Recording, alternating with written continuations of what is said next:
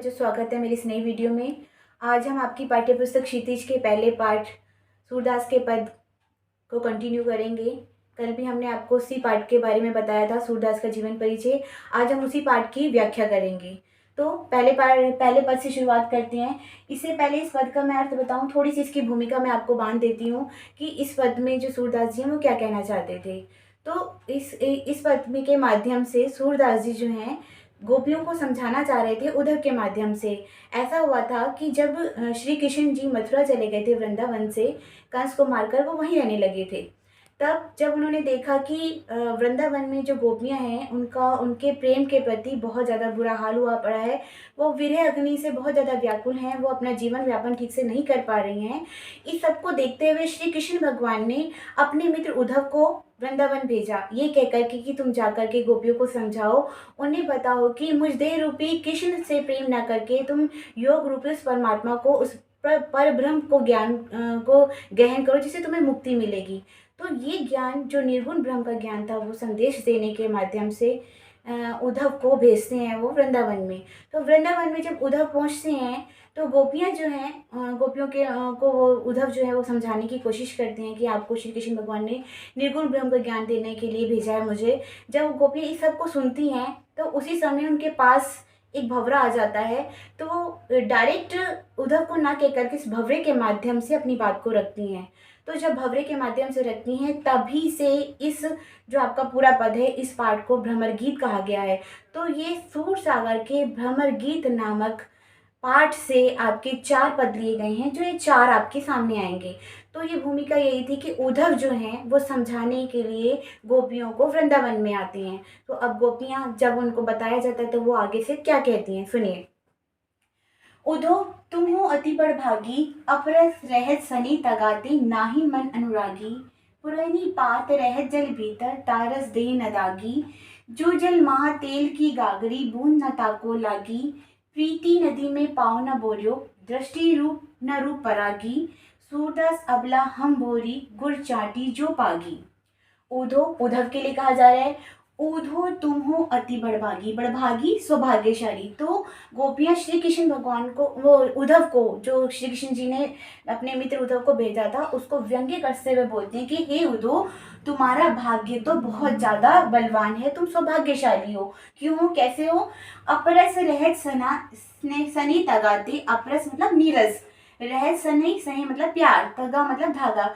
तुम हर समय श्री कृष्ण के साथ रहते हुए भी उनके स्नेह रूपी धागे से अपरस नहीं डूबे हो, नहीं बंधे हो, उस रस में, प्रेम रूपी रस में तुम जो हो नहीं डूबे हो। ना ही मन अनुरागी, ना ही तुम्हारा मन उनके प्रेम में अनुरक्त हुआ है। तो इसलिए तुम बहुत सौभाग्यशाली कि तुम दिन रात श्री कृष्ण के पास रहते हो, उसके बावजूद भी ना तो तुम उनके प्रेम रूपी धागे में बंधे हो और ना ही तुम्हारा मन जो है उनके प्रति अनुरक्त हुआ है। पुरानी पात रह जल भीतर, तारस दे न तागी। और आगे से एग्जाम्पल देते हुए, उदाहरण देते हुए बताती है कि जैसे पुरानी पात कमल का पत्ता, रहत जल भीतर पानी के भीतर रहता है, जैसे कमल का फूल पानी के भीतर रहता है, आप लोगों ने देखा होगा। तो कमल का फूल जब पानी के भीतर रहता है तो कमल के फूल के ऊपर यानी उसके पत्तों के ऊपर पानी नहीं ठहरता। तो वो वैसे ही बता रही कि तुम्हारे हर समय तुम श्री कृष्ण के पास रहते हो, तब भी उनका रूप सौंदर्य, उनके प्रेम को देख कर भी तुम्हारे अंदर वो प्रेम रूपी जल की बूंद एक भी नहीं ठहरती। तब तारस दे न दागी, कि वो प्रेम रूपी रस में तुम्हारी जो देह है उसमें जरा सा भी प्रेम रूपी जो है दाग नहीं लगा है।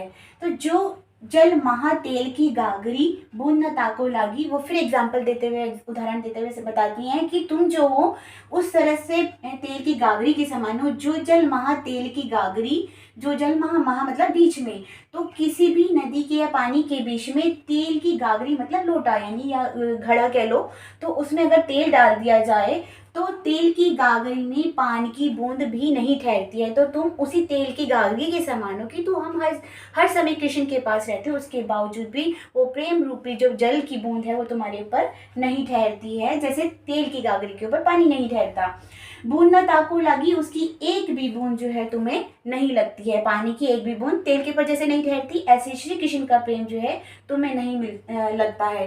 प्रीति नदी में पाँव न बोरियो, दृष्टि न रूप परागी। और जो तुम्हारी प्रीति नदी में पाँव न बोरियो, जो प्रीति रूपी यानी प्रेम रूपी जो नदी है, पाँव न बोरियो यानी पैर, बोरियो मतलब डुबोयो, तो तुमने अभी तक श्री कृष्ण की प्रेम रूपी नदी में पाँव तक भी नहीं रखा है।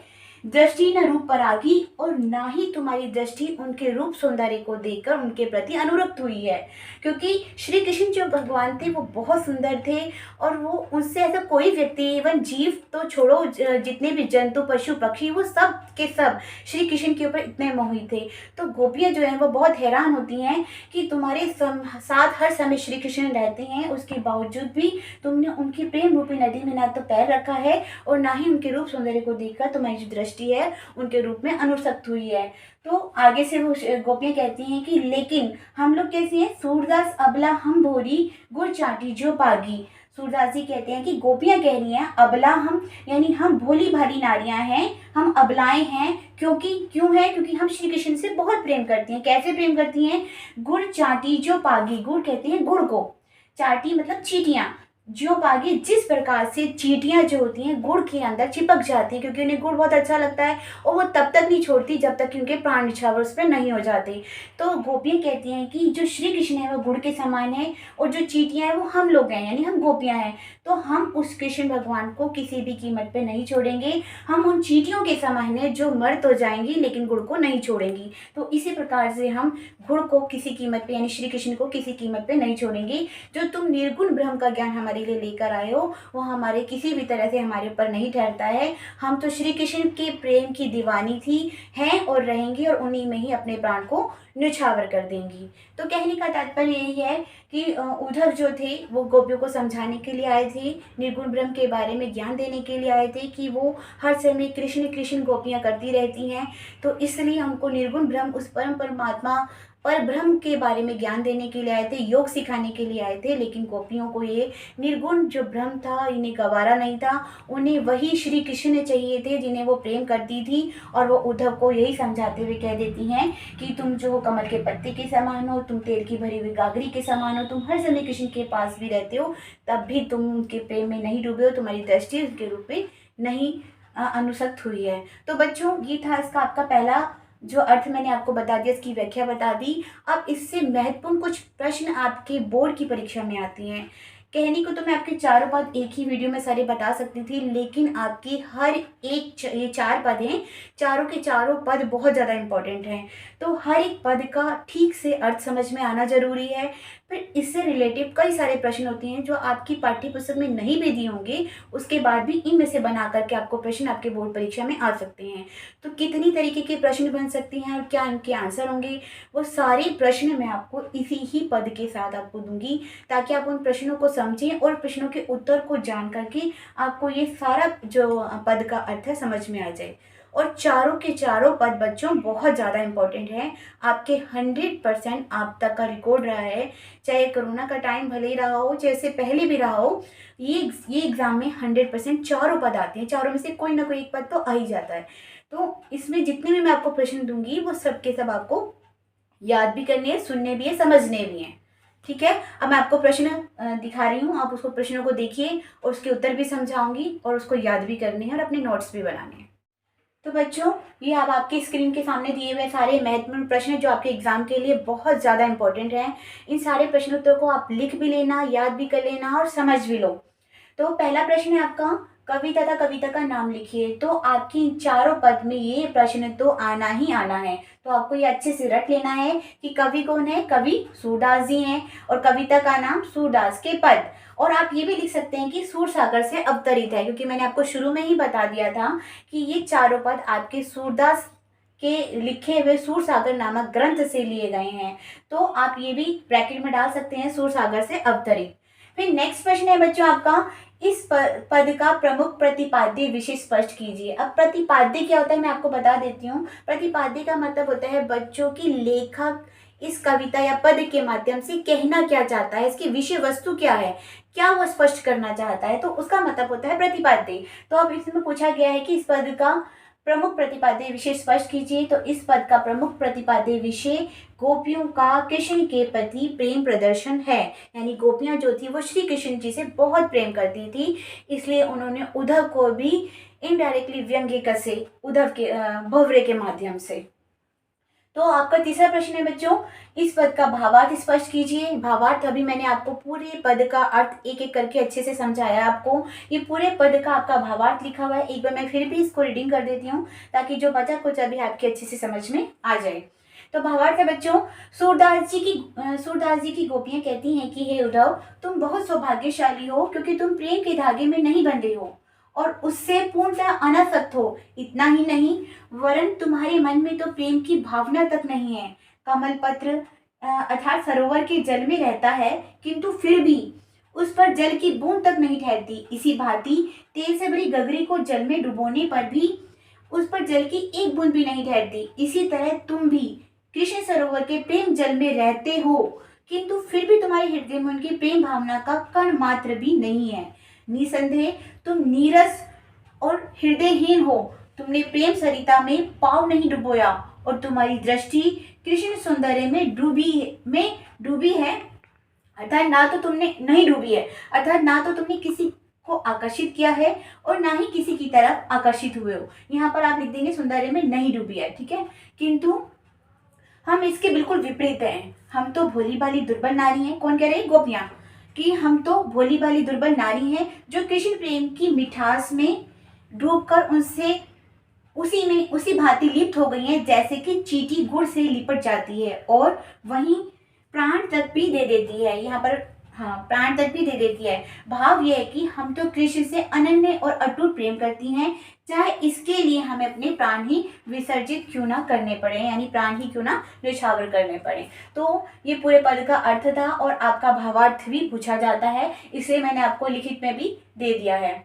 इसके बाद आपका नेक्स्ट प्रश्न है बच्चों, इस पद का काव्य सौंदर्य लिखिए। वैसे तो ये अक्सर पूछ लिया जाता है, लेकिन फिर भी आपको पता होना चाहिए कि काव्य सौंदर्य का मतलब क्या है। काव्य सौंदर्य का मतलब ये होता है बच्चों कि जो पद लिखे गए हैं उसकी भाषा कैसी थी, उसमें अलंकार क्या थे, उसमें रस क्या था, उसमें क्या कहना चाह रहे थे लेखक। तो ये सारी चीज़ें जितनी होती हैं वो काव्य सौंदर्य के अंदर आ जाती हैं। जैसे आप उसके बारे में भाषा भी बताएंगे, अलंकार भी बताएंगे, रस भी बताएंगे, शब्द शक्ति भी बताएंगे और छंद भी बताएंगे कि किन छंद में ये लिखा गया था। तो काव्य सौंदर्य में गोपियां वक्रोक्ति परक ढंग से उद्धव का उपहास कर रही हैं। वक्रोक्ति परक यानी व्यंग्य कस रही हैं कि उसे बता रही है कि तुम हर समय कृष्ण के पास रहते हो लेकिन तब भी तुम उनके प्रेम में नहीं डूबे हो। अगर तुम प्रेम में डूबे होते तो तुम्हें पता चलता कि विरह क्या होता है और किसी को प्रेम करना क्या होता है। तो गोपियां वक्रोक्ति परक ढंग से यानी व्यंग्य रूप से उद्धव का उपहास कर रही हैं।